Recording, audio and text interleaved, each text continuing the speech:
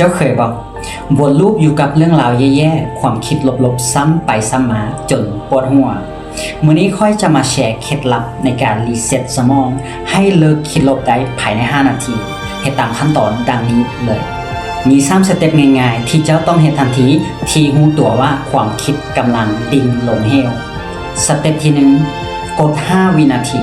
The 5 second rule พอรู้ว่าตัวเองกำลังคิดลบให้หยุดความคิดตนเองทันทีแล้วนับถอยหลัง5 4 3 2และ1แล้วลุกออกจากที่เดิมที่เจ้ากำลังนั่งหรือนอนอยู่เชื่อบ่ว่าการขยับร่างกายนี้มันจะเป็นการขัดจังหวะวงจรประสาทที่กำลังหลั่งสร้างความเครียดออกมาในสมองของเจ้าสเต็ปที่2เปลี่ยนคำถาม flip the script แทนที่จะถามว่าเป็นหยังเรื่องนี้ต้องเกิดกับค่อยให้เจ้าเปลี่ยนไปถามว่าเรื่องนี้กำลังซ่อนหยังค่อยหรือให้คิดว่าโชคดีเท่าได้แล้วที่เรื่องมันบ่ได้โหดร้ายหนักไปกว่านี้ที่ควรจะเป็นและจงเชื่อค่อยเถิดว่าสมองของเฮาจะพยายามค้นหาสิ่งที่เฮาตั้งคำถามไปเสมอ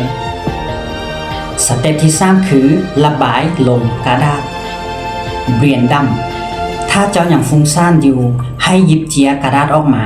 แล้วเขียนทุกสิ่งที่เจ้ากังวลออกมาใส่เจียกระดาษในมือเจ้าให้หมด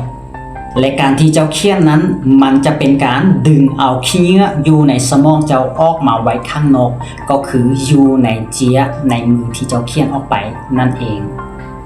และจงจื่อไว้ว่าโลกนี้มันบ่ได้ใจหายกับเฮาตลอดเวลาดอกนะเพียงแต่บางครั้งมันอยากให้เฮาหยุดสติเอาไว้ชั่วคราวและทุกคนอย่าลองเอาไปเฮ็ดเบิ่งเด้อ3สเต็ปใน5นาทีนี้อาจจะเปลี่ยนวันทั้งวันของเจ้าให้ดีขึ้นในทุกๆวันก็เป็นได้แล้วไผที่ลองเอาไปเฮ็ดแล้วได้ผลได้แดอย่าลืมคอมเมนต์แชร์กันและสำหรับคนที่มีวิธีการกำจัดแนวความคิดลบๆที่แตกต่างจากนี้อย่าลืมคอมเมนต์มาแชร์กันเพื่อเป็นธรรมทานให้แก่เพื่อนฝูงที่เรียนมาเจอคลิปนี้และถ้ามักเนื้อหาดีๆแบบนี้อย่าลืมกดไลค์กดติดตามเอาไว้และอย่าลืมแชร์ให้คนที่เจ้าฮักแล้วพบกันในคลิปต่อไปสบายดี